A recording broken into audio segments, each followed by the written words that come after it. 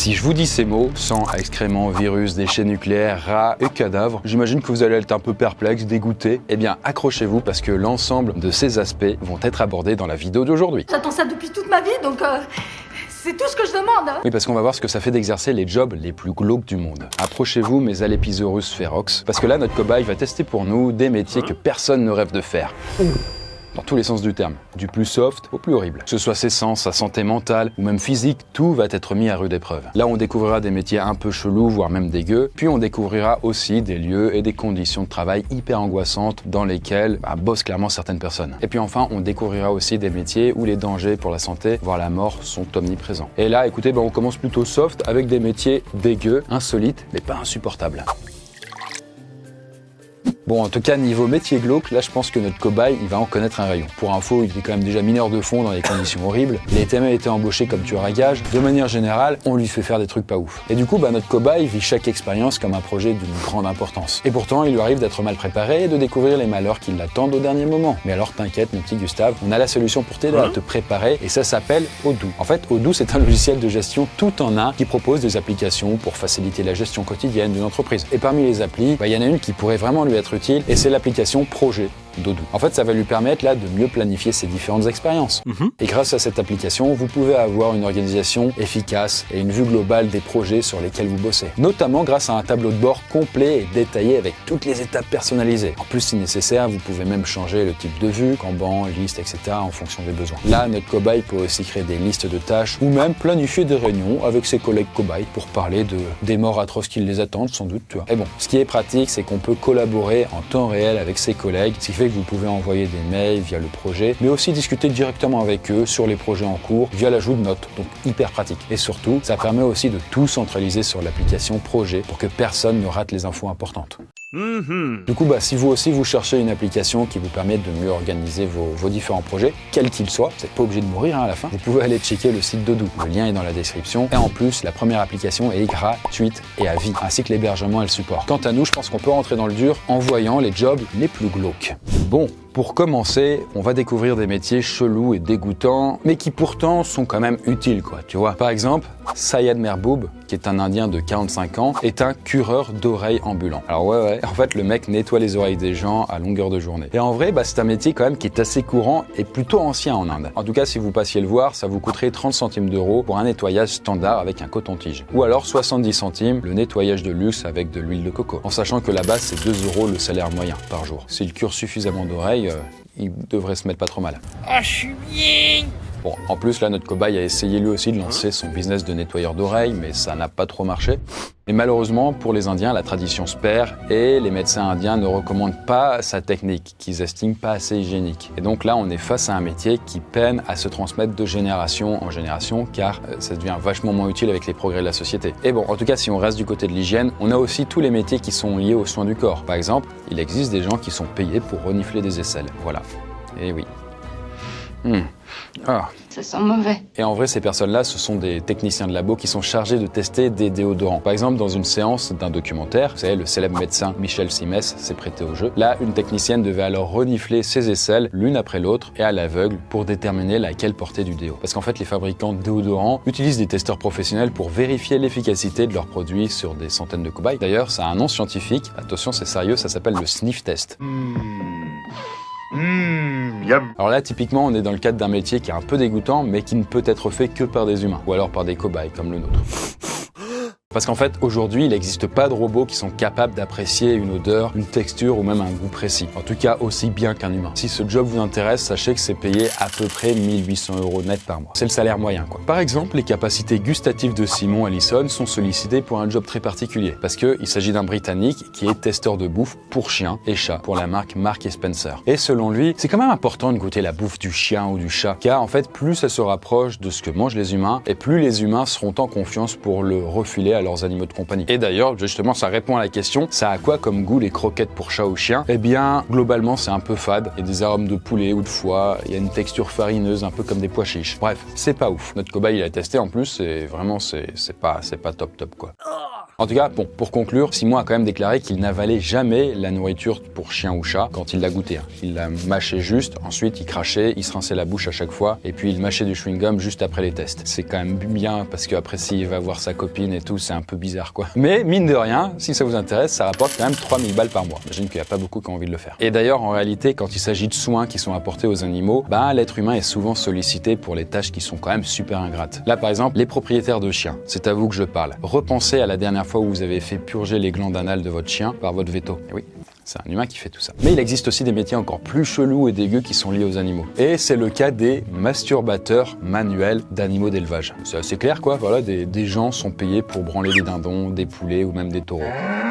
Ça existe, oui. D'ailleurs, faut préciser que la plupart des animaux d'élevage naissent de fécondation artificielle. Pour info, c'est quand même moins qualifié que les autres et c'est payé à peu près 1600 €, si ça vous intéresse. Par contre, ça peut être dangereux. Par exemple, en 2019, en Australie, une usine chargée de contenir du sperme de taureau a pris feu. Et comme les cylindres contenant le sperme étaient sous pression pour une bonne conservation, ils ont littéralement explosé au contact des flammes. Et là, les pompiers ont dû intervenir dans un endroit un peu bizarre puisqu'ils se sont retrouvés avec des centaines de litres de sperme de taureau qui se répandaient sur le sol. D'ailleurs, en parlant de risque, les animaux, c'est parfois aussi source de maladies. Typiquement les rats, les punaises de lit ou même certaines sources de moisissures. Et justement, faut bien qu'il y ait des gens qui s'en occupent. Et c'est du coup le job plutôt ingrat des dératiseurs ou même des exterminateurs de nuisibles. Ce que j'aime, c'est aider les gens. Parce que souvent, ce sont des gens qui sont en détresse qui nous appellent. Les gens s'imaginent qu'on voit des rats tous les jours, mais c'est faux. En fait, on voit souvent des traces de leur passage. Il y a des clients qui souhaitent qu'on soit plus anonyme, typiquement les hôteliers. Donc, on utilise une camionnette et un uniforme plus discret. Et en fait, il faut vraiment réaliser que ce qui nous paraît un peu glauque comme job, ça l'est pas forcément pour ceux qui l'exercent. Au bout d'un moment, ça devient un peu la routine, c'est classique quoi. Et d'ailleurs, si ça vous intéresse, c'est payé 1900 € par mois, en moyenne. D'ailleurs, là, notre cobaye, il a plutôt kiffé tester le job de dératiseur.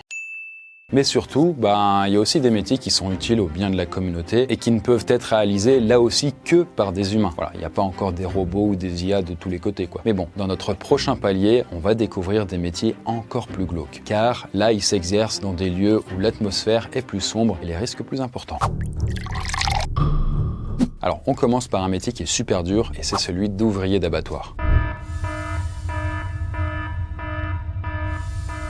C'est ultra physique, les journées commencent parfois à 4 h du matin et on bosse souvent dans le froid, on porte des carcasses lourdes et l'odeur qui est partout est pas folle. Surtout que ça s'imprègne dans vos fringues quoi. D'ailleurs, à peine la journée commencée et notre cobaye en a plein le cul. C'est pas pour rien qu'il y a un turnover qui est abusé là-bas. Les gens n'arrivent pas à tenir quelques semaines la plupart du temps. Par exemple, en 2020, la réalisatrice Anne-Sophie Reinhardt, elle a sorti un documentaire intitulé Les Damnés et elle a interrogé des ouvriers qui bossaient dans des abattoirs. Là, le moins qu'on puisse dire en fait, c'est qu'au-delà des conditions de travail difficiles, l'aspect psychologique est le plus dur à vivre. L'un des témoins, par exemple, se présente lui-même comme un tueur et raconte qu'il a du mal à vivre avec l'idée de tuer des veaux depuis 10 ans. Pourtant, il le fait. Il doit parfois attirer les veaux vers la machine qui va alors les tuer en leur faisant téter ses propres doigts à lui. D'ailleurs, il confesse même avoir pensé au suicide. Et d'autres ouvriers racontent aussi qu'ils se réfugient parfois dans le sport, l'alcool ou même les médicaments pour essayer d'oublier tout ça, quoi. D'ailleurs, certains anciens employés, ça va quand même très loin, ont développé des syndromes post-traumatiques. Un peu comme les gens qui ont fait la guerre, quoi, littéralement. Donc on est vraiment là sur un univers super glauque où le sang et la mort sont vraiment omniprésents. Je vous laisse par exemple aller checker les vidéos de l'association L214 qui dénonce les conditions d'abattage dans les abattoirs. Peut-être que certains du coup se révéleront végétariens suite à ça aussi. Sachant qu'en début de carrière, votre salaire est autour des 1500, donc un peu plus que le SMIC, pas beaucoup plus non plus. Et ça grimpe après avec les années de carrière, mais faut y aller quoi. Et bien, une fois qu'on a fini de manger, le tout se transforme en vous savez quoi. C'est quoi ça? C'est un caca. Et ce qui nous amène alors à parler des techniciens de maintenance des égouts, qui est un métier beaucoup plus dangereux qu'on l'imagine. En tant qu'égoutier, on évite aux gens les inondations, les effondrements, les épidémies, la prolifération des rats et des insectes. On est à l'échelon de risque le plus haut. Certes, on travaille dans la merde, mais la bonne ambiance au travail continue à me donner envie. J'aime ce que je fais. D'ailleurs, petit fun fact pour finir de vous écœurer, parce qu'en préparant les Jeux Olympiques de Paris, la police a saisi environ 2 tonnes de bouffe de vendeurs de crêpes et de gaufres clandestins. Et il se trouve qu'une partie de cette bouffe était cachée dans les égouts, tout simplement. Si ce métier vous intéresse, celui d'égoutier, salaire moyen est autour de 1800 balles. Bon, en tout cas, tout ça pour dire que malheureusement, les égouts, tout aussi glauques qu'ils le soient, ils font partie de la vie des villes. Et là, en testant le métier d'égoutier, notre cobaye se dit qu'il œuvre pour le bien de la communauté, ce qui n'est pas faux. Ce qui m'amène d'ailleurs à vous parler d'un autre lieu tout aussi lugubre et un peu plus difficile d'accès, et c'est la prison. Et là, c'est peut-être le moment de se remémorer les meilleures saisons de Prison Break, quoi. Et donc, on aborde un métier bien difficile quand même, c'est gardien de prison ou surveillant pénitentiaire, pour l'appellation officielle. Parce que là, en plus de surveiller les détenus, ils interviennent aussi en cas de bagarre entre détenus. Mais ils se font aussi agresser eux-mêmes, parfois. C'est par exemple ce qui est arrivé en juillet 2024, un surveillant de la prison de Laon. Et en fait, il s'est fait agresser avec un tesson de bouteille par un détenu qui avait été condamné à la prison à vie pour avoir été complice des attentats du Bataclan en 2015. D'ailleurs, il existe même une spécialité du métier de surveillant et qui a connu un drame récemment. Et c'est celle des surveillants chargés d'escorter les prisonniers quand on les transfère d'une prison à l'autre. Par exemple, en mai dernier, 2 agents de la prison de Caen se sont fait assassiner par un commando armé qui a voulu libérer un prisonnier lors de son transfert. D'ailleurs, le prisonnier a pu s'échapper et on l'a toujours pas retrouvé. Mais au-delà des incidents, les conditions de travail sont quand même vraiment difficiles en prison. Et le tout pour à peu près 2 000 € par mois. D'autant plus qu'il y a de plus en plus de détenus à gérer, les prisons s'engorgent, il y a de moins en moins de place, ça devient de plus en plus tendu, quoi. Par exemple, entre 2023 et 2024, la population carcérale a augmenté de 6% pour atteindre environ 77 000 prisonniers. Alors que la capacité théorique maximale de toutes les prisons est d'à peu près 62 000. Ce qui fait que du coup, on sert davantage, on met davantage de lits, mais ça ne suffit pas et du coup, il y a à peu près 3 000 prisonniers qui sont obligés de dormir par terre. Et si on rajoute à ça les 5 000 agressions de gardiens par an en moyenne, de prisons dégradées et insalubres, le lieu de travail des surveillants de prison, vraiment pas hyper glamour. Là, par exemple, notre cobaye commence à moins kiffer les métiers qu'il teste avec nous, quoi. Et ça va pas aller en s'arrangeant, parce que justement, on va monter encore d'un cran dans le glauque avec des jobs où votre santé est constamment menacée et le danger vraiment permanent. Alors, il y a un autre type de personnes enfermées et qu'il faut surveiller, et ce sont certains patients qui sont internés en hôpital psychiatrique. Précise, d'ailleurs, les maladies psy ne sont pas forcément glauques en soi. En fait, c'est plus dans les films d'horreur qu'on leur a donné une image négative, avec des asiles qui sont remplis de fous dangereux, mais dans la vie, dans les faits, ça dépend des lieux, quoi. Mais il n'empêche que l'ambiance peut vite tourner au glauque, notamment dans les établissements spécialisés dans l'accueil des patients dangereux. On appelle d'ailleurs les UMD, unités pour malades difficiles. Ça veut tout dire. Et ça, en fait, c'est le quotidien qu'a décrit le journaliste Alexandre Kaufman dans son bouquin Un homme dangereux. Et il y décrit la vie bien réel d'un certain Bosca Gonda, qui est un faux nom pour le coup. Et accrochez-vous parce qu'en fait ce Bosco, il a fait de la prison pour séquestration, il a tabassé un co-détenu et il a tué un autre peu de temps après. Et là, comme les experts ont déterminé qu'il avait un trouble psychique, ils l'ont fait interner en UMD. Mais lors d'une permission, il a tué et démembré sa sœur et tiré sur les policiers qui voulaient le choper. Et là, une fois de retour à l'hôpital psy, il a violemment agressé une infirmière. Ce qui fait que en fait ce type de patients quand même vachement dangereux, ils sont souvent enfermés dans des chambres avec des meubles scellés au sol et leurs affaires perso sont enfermés dans un placard dont seuls les infirmiers ont les clés. Et là, ce sont vraiment typiquement ce genre de patients qui peuvent devenir hyper violents. On a toujours peur de se réveiller un jour et d'entendre des voix comme nos patients. Quand on voit certains patients, comme les pervers sadiques, les crimes ou les passages à l'acte horribles qu'ils font, ça fait froid dans le dos. Mais il faut mettre cette peur de côté face aux patients, faire un travail sur soi et le prendre pour un être humain. En tout cas, l'univers de la psychiatrie, ça renvoie à nos propres peurs et à être confronté au quotidien. Sachant que le salaire pour bosser là-bas, c'est environ dans les 2 000 €. Là, vous le voyez, mais notre cobaye ressort vraiment déprimé de son expérience en tant qu'infirmier en psychiatrie. En tout cas, au-delà de la santé mentale, c'est parfois votre santé physique qui peut être menacée par votre métier. Et ça, c'est le cas par exemple des médecins et des soignants qui doivent faire face à des virus mortels avec des hauts risques de contamination. Par exemple, dans le film Contagion, qui est sorti en 2011, on raconte l'histoire d'un virus mortel qui est importé par une femme d'affaires américaine de retour de son voyage à Hong Kong. Et là, les personnages qui sont incarnés par Kate Winslet ou même Marion Cotillard sont des médecins spécialistes des épidémies qui vont alors essayer de remonter à la source de l'épidémie pour stopper les transmissions. Ce qui doit peut-être nous rappeler un petit événement récent. Peut-être, on sait pas. En tout cas, la chaîne YouTube Explore a interviewé un épidémiologiste qui a confirmé que le film était 100% fidèle à la réalité. Sinon, on n'en parlerait pas, quoi. Le film est quand même très fidèle à cette maladie qui inquiète toujours actuellement, qui est une des priorités de l'Organisation mondiale de la santé. Ce qui s'était notamment aussi passé lors de l'épidémie du virus Ebola dans certains pays d'Afrique en 2014, notamment la Sierra Leone qui a été très touchée, c'est juste là. Et là, par exemple, le docteur Omar Khan, qui était alors le responsable médical du centre de traitement contre le virus Ebola dans le pays, est mort après avoir contracté le virus. Et là-bas, il est considéré comme un héros national car jusqu'au bout, il a lutté pour sauver la vie des personnes qui étaient infectées par Ebola. En fait, il faut que vous réalisiez, si on regarde juste l'exemple du virus Ebola, qu'il a fait des centaines de morts chez les médecins et les soignants qui étaient chargés de lutter contre le virus. Même s'ils prennent des précautions, il suffit que ça passe un petit peu pour que du coup, vous soyez peut-être contaminé à votre tour. D'ailleurs, si vous vous souvenez, lors de la première vague du Covid en 2020, on a compté près de 70 médecins qui sont morts à cause du virus. En tout cas, quand vous êtes médecin ou personnel soignant dans les services de virologie ou même dans les urgences, vous vivez toujours avec une petite appréhension quand même de d'être contaminé à votre tour. Par exemple, là, vous voyez, notre cobaye, Gustave, ne semble vraiment pas à l'aise face à des malades qui sont infectés par des virus mortels. Non. Ça se comprend, voilà, ça se comprend. Après, si vous êtes habillé avec ce machin-là, ça va quand même, c'est moins risqué. Mais bon, on sait jamais. Mais il y a des risques encore plus graves pour la santé. Bah oui, quand même. Et c'est notamment le fait d'être exposé directement, si on peut, à des radiations nucléaires. On pense peut-être, par exemple, à l'accident de Tchernobyl en 86. Alors, je vais pas vous refaire l'histoire, c'est dû à l'explosion d'un réacteur nucléaire de la centrale de Tchernobyl qui était située actuellement en Ukraine. Mais il faut juste savoir qu'à l'époque, c'était encore en URSS. Et là, les premières victimes, ce furent les membres de la sécurité de la centrale, ainsi que les pompiers, les décontaminateurs professionnels, qu'on surnommait d'ailleurs les liquidateurs. Et parmi toutes ces personnes qui sont décédées, il y en a 2 qui le sont dues à l'explosion. Ensuite, il y en a eu une trentaine exposées directement aux radiations, parfois sans protection, et qui sont décédées dans les mois qui suivent, ainsi qu'une vingtaine d'autres dans les 4 années suivantes, encore dues aux radiations, et les cancers qui sont apparus et tout. Mais c'est pas tout, il y a encore des débats là-dessus, sur les chiffres exacts, mais on estime à peu près à 4000 le nombre de gens qui ont développé des cancers chez les liquidateurs. Et ça a pu s'écouler bien des années après. Bon, là, vous allez me dire, ouais, mais bon, c'était il y a 40 ans, là, on a fait des progrès. Certes, vous avez raison. En vrai, l'accident de la centrale de Fukushima, au Japon, donc,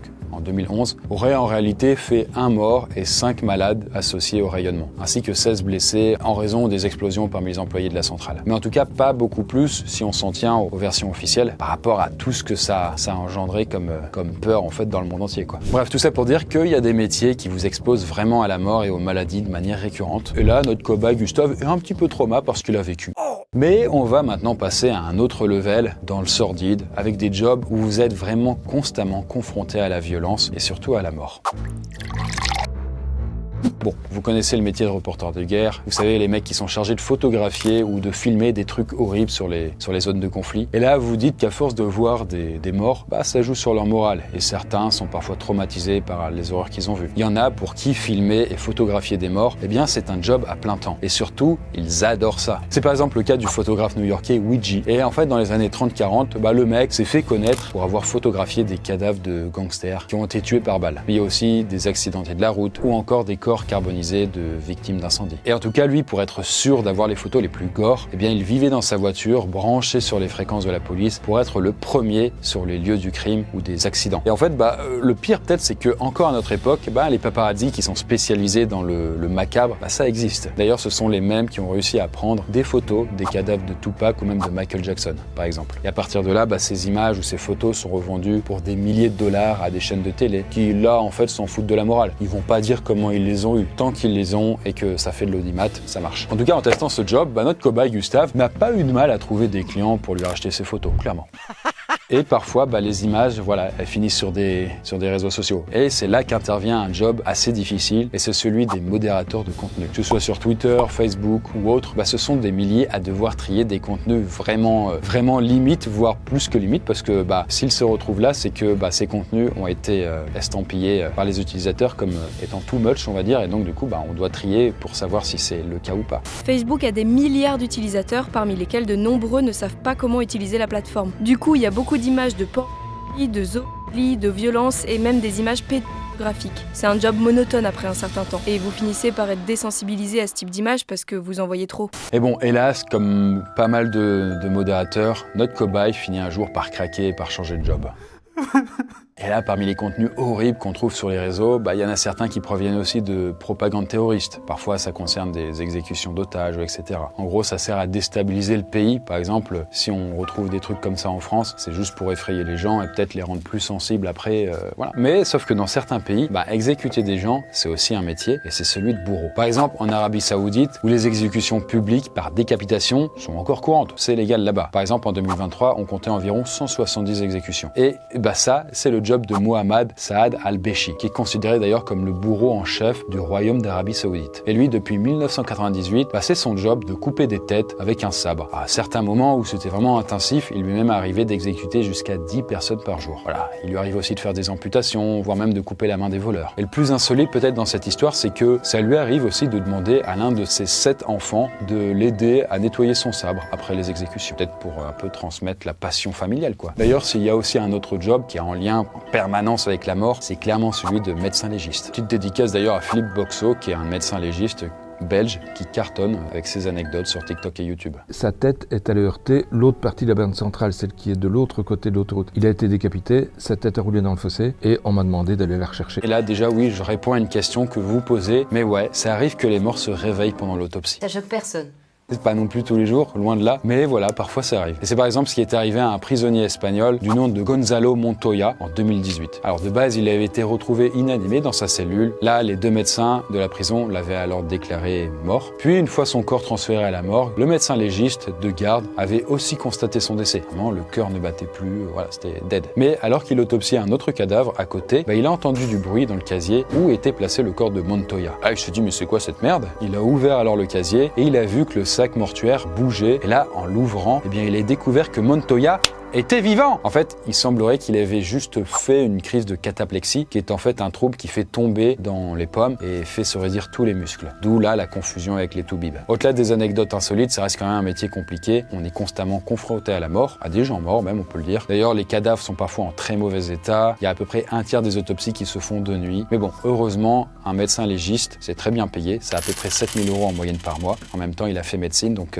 études longues et compliquées. En tout cas, ça pourra donner une petite motivation à Gustave à devenir médecin légiste, on ne sait pas. Mais il existe un métier encore plus extrême que ça et moins bien payé, et ce sont les nettoyeurs de l'extrême. En fait, eux, ils interviennent pour remettre à neuf des logements qui ont servi de scène de crime, ou encore chez des gens qui sont atteints du syndrome de Diogène. Donc voilà, des gens qui accumulent des objets, des excréments, vraiment tout truc chez eux, jusqu'à ce que ça forme des montagnes. Pas pour les surfer, non, juste ils n'ont pas envie de jeter quoi. Ça, par exemple, c'est le quotidien du français Baptiste Girardet, qui est le fondateur de l'entreprise Sang Froid. En fait, lui, à la base, il était pompier, et pendant la canicule de 2003, il intervenait beaucoup sur des personnes mortes seules chez elles. Et en fait, à l'époque, il se demandait comment faisaient les familles des défunts pour tout ranger et nettoyer après ça. Jusqu'un jour où, là, il se retrouve dans leur situation. Parce qu'il a dû alors gérer la mort de son grand-oncle de 70 ans, qui avait été retrouvé depuis un certain temps, on va dire, en état de décomposition à son appartement. Et au bout d'un moment, en fait, c'est l'odeur qui avait attiré l'attention des voisins. Donc on ne sait pas combien de temps il s'était écoulé, mais longtemps pour que le corps se mette à moisir. Et là, 1 an plus tard, rebelote, il doit nettoyer l'appartement ensanglanté d'un cousin dont l'épouse a assassiné ses 2 enfants avant de se donner la mort. Tout ça a créé alors chez lui un électrochoc et ça l'a amené alors à quitter son job en 2017 pour créer son entreprise. À partir de là, il enchaîne les scènes de crime, les morts abandonnées. Il a même désinfecté des bureaux pendant le Covid. Et là, clairement, je pense on atteint peut-être le summum du glauque parce que le quotidien, c'est littéralement de nettoyer des ordures, des excréments, du sang, des asticots. Et donc là, non seulement c'est des visions horribles, mais en plus, on se fabrique des scénarios de ce qui s'est passé dans les lieux où on intervient. On n'est pas censé savoir qu'est-ce qu'il y avait quoi. On est juste là pour nettoyer. Et le tout pour un salaire vraiment pas ouf de 1 500 € pour un débutant. Il faut vraiment avoir le cœur bien accroché et penser aux familles des victimes. Et là vous dites mais c'est bon, 1 heure tout est nettoyé. Pas du tout, ça peut durer de 1 à 3 journées entières pour pouvoir tout nettoyer. Et c'est le cas, au bout de 3 jours, notre cobaye, il est épuisé physiquement et moralement. En tout cas, peu importe le niveau de sordide auquel sont confrontés tous les professionnels dont on a parlé, faut réaliser que si leur job existe, c'est pas pour rien. Faut toujours que quelqu'un fasse le sale boulot, pour le bien de la communauté. Et c'est pour ça que Gustave continue son job de cobaye. Et bien voilà, en tout cas, l'expérience est terminée. Bon, j'espère que vous n'étiez pas en train de bouffer en regardant la vidéo, sinon, écoutez, bon appétit. Dites-moi en commentaire s'il y a d'autres métiers auxquels vous pensez. Et puis voilà quoi, c'était quelque chose quoi. Sur ce, moi je vais manger mes noix de coco, elles m'attendent, elles sont délicieuses. Je vous dis à la prochaine vidéo, bye bye.